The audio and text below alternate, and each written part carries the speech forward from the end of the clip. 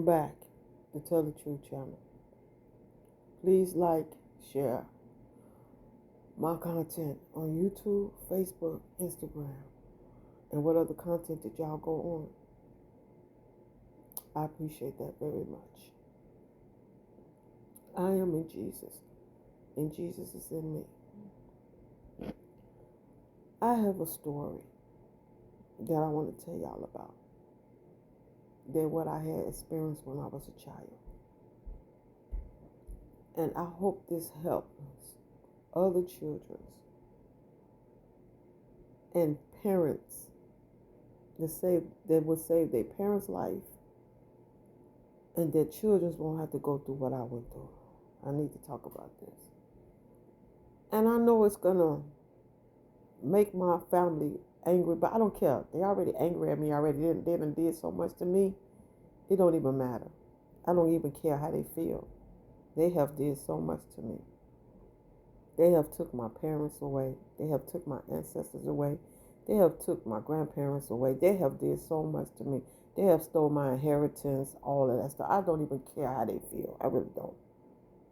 But I need to talk about this and to help other children and mothers and fathers save their lives and their children's lives.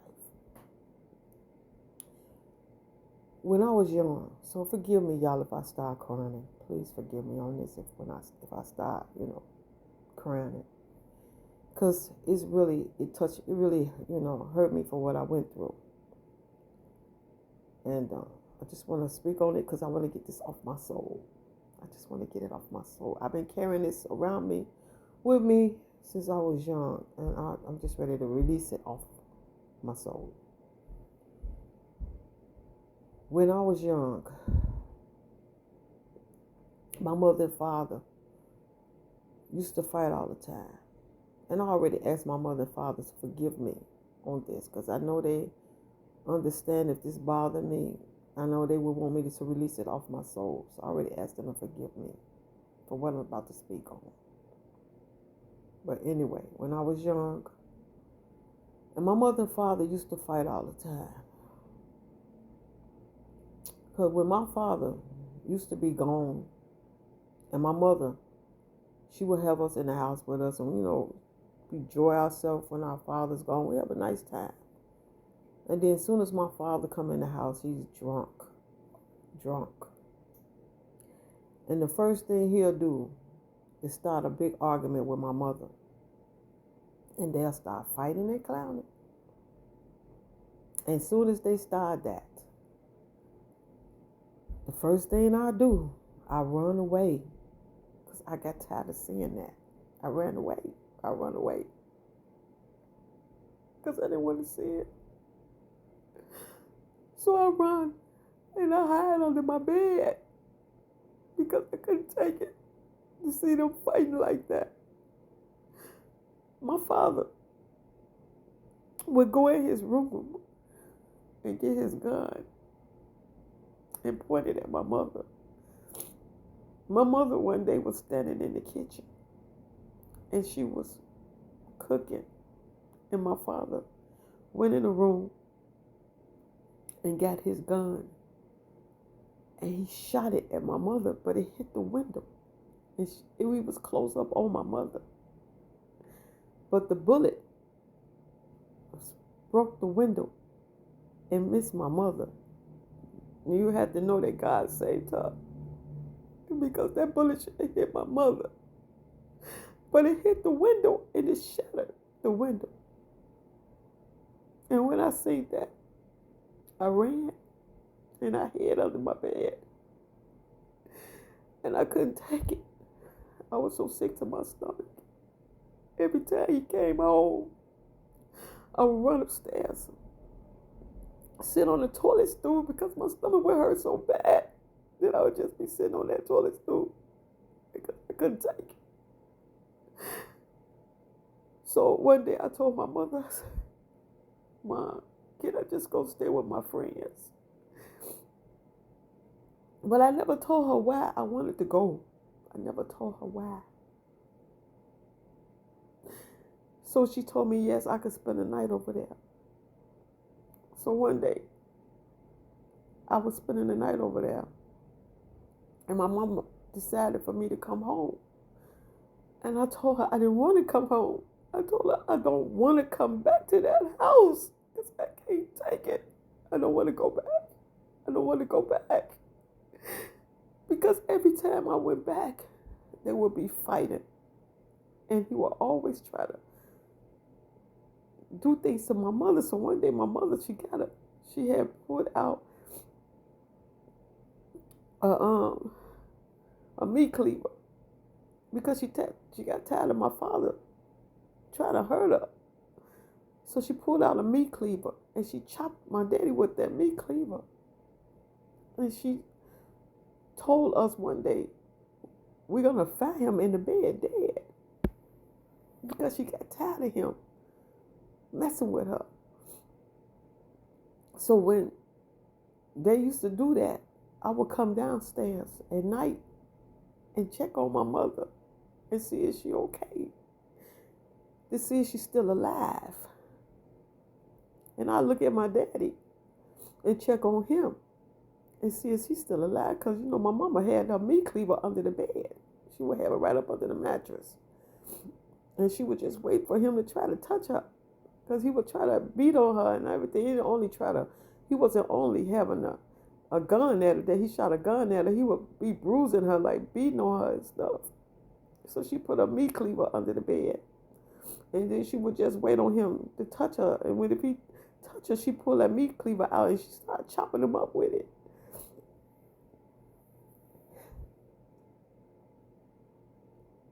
And I was always wondering one day, one of my parents wasn't going to make it. One day they was not going to make it because my mother either was going to kill my father or my father was going to end up killing my mother. Because my father would come home every day drunk and want to fight my mother for no reason, just started clowning with her for no reason. So one day I called my big brother and told him to come over to the house because my daddy is jumping on my mother and I can't take this. I was nothing but 9 or 10 years old and I was seeing all of this and I just got tired of it. So my brother came over there. And when he came, my father stopped like he wasn't doing nothing to my mother. He acted like he wasn't doing nothing. So my brother would be there a long time and to wait till he go to sleep and then he'll leave. And I would just stay up in my bedroom and stay up under my cover and I just would not come out that room no more. And I just wanted to just stay there. I just wanted to go away and never come back to that house. I just didn't never want to go back because I just got tired of them fighting and clowning all the time.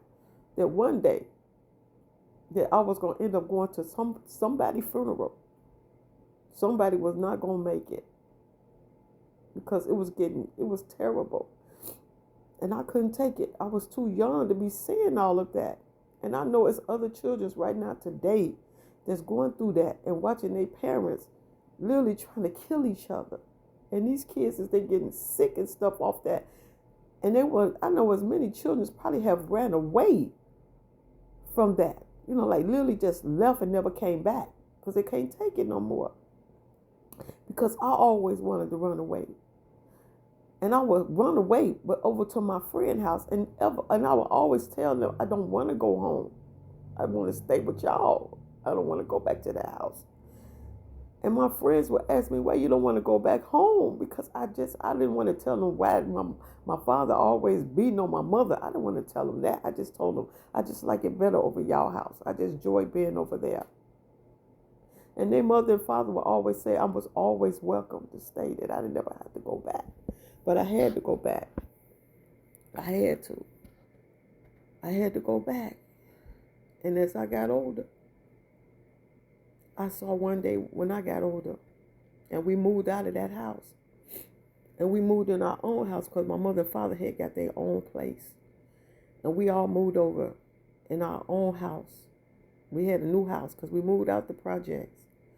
And we moved into this new house. And when we moved into there, one day my father came home. He started again over at that house. But I was 15 years old when he started that. He started again with my mother. But he thought wasn't nobody in the house. He thought wasn't nobody in the house. So I came in and I saw my father clowning with my mother. And he got ready to put his hands on my mother. And I stepped right in front of him and my mother. And I said, if you ever put your hands on my mother again, I will kill you. I will kill you. That's what I said to my father. I will kill you. I will kill you if you put your hands on my mother ever again. I will kill you. And my father just looked at me and he just walked away. And he never ever put his hands on my mother ever again. Because I threatened him and I told him if he ever touched my mother again, I would kill him. Because I couldn't take it. I couldn't take it no more. I got tired of seeing him touching my mother. I thought that when we got grown, that it would stop because I was 15 years old and I thought I wouldn't have to see that no more. I thought it was going to stop. When we moved out the projects and moved over to a new house, I thought it was going to stop, but it didn't. He just tried it again and I just couldn't take it no more. And I just told him how I felt. I just told him how I felt. And when I said that to my father, I stepped right in between them. And I looked at my father. And he must have saw the anger in my eyes because I was so angry. And I meant what I said. I meant what I said. I said, if you touch my mother ever again, I promise you on my life that I would kill you. And he just looked at me and he walked away. He walked away. And I didn't have that problem no more. I didn't have that problem no more because I guess my daddy must have seen that I meant what I said. And he never put his hands on my mother ever again. He never did. He never did. He never did. But it's something that I need to say that my sister needs to know. And I am going to say this because I know she's going to hear this. And she needs to know this. When I was young, when I was like 9 or 10 years old, her friend molested me when I was young. Her friend molested me when I was 9 years old. I never told my sister about that because her friend always told me, don't tell nobody, keep that to yourself. And I was 9 years old. I didn't know no better. 9 years old. I don't know. So I kept it to myself. I never told nobody. But when I got grown, I told my children, but I never told my sister. I never told her that. Because my sister had so much trust in this girl that she really thought that was her friend. That's her best friend. That's her best friend. That's what she wanted to call her best friend. So I never told her that her best friend molested me when I was 9 years old. I never told her that. But now she should hear this because I know she'll be listening to my podcast.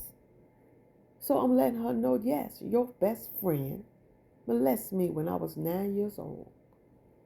And you know how old you are. So you know you was like, what, 16, 17 when she molested me. Yeah, your friend. The one that you call your best friend. Yeah, she molested me when I was 9 years old. So I just want you to know that. Your best friend you call, your best friend. Yeah, she did that to me. So, this is what the Father wanted me to speak on. And this is what I'm speaking on. He told me to talk about it. And I'm talking about it. And I just want y'all to know that I hope if anybody out there in y'all families are going through it, please don't let it go too far. Let it stop it for somebody end up in their grave or your children's run away and you never see them again. Because you just don't know. That's a burden on your children. And they will never ever forget that. That will stay with them for the rest of their life. It will stay with them for the rest of their life. And you see, it stood with me because I was only, 9 years old myself when I went through it. Myself. 9 years old. And I still remember it right now today. And I'm grown. I'm older now. And I still remember that. So if I remember it, you better believe that other children that was the age that I was will remember this too. So I just want y'all If y'all doing all of this, get some help. Because y'all don't know how bad this, bothers y'all children's when they see their parents fighting like that and end up can take somebody's life. One of their life can end up being gone because one of the parents is so sick they don't want to get no help for their sickness when they should be able to get some help for their sickness, but don't want to get no help and don't realize that sickness is, touching their families because their children is feeling the sickness too. As that person is sick, the children is feeling the pain that person is going through. And all that person needs to do is just go get some help. Because my mother, many times, had my father to go into rehab. He went into rehab so many times. And it just seemed like the rehab wasn't working because he come back out the rehab and do the same old stuff all over again. And I know it's fathers out there, mothers out there that go into rehabs for drinking and doing drugs, and then they come right back out and do the stuff all over again, because that's what my father did. Even though he went into these rehabs, he still came right back out and did the same thing over and over till one of us stood up and said something. So I had to be the one to walk through that door and stood up to say, if you ever put your hands on my mother again, I will kill you. And when I said that, it stopped completely. It didn't happen no more. So this is what my father wanted me to speak on, and this is what I speak on. So thank y'all for listening to me. Jesus love you, Father love you, the Holy Ghost, the angels, the ancestors, and I love y'all. And I will be back to talk to y'all again soon. Y'all have a good day and a blessed day.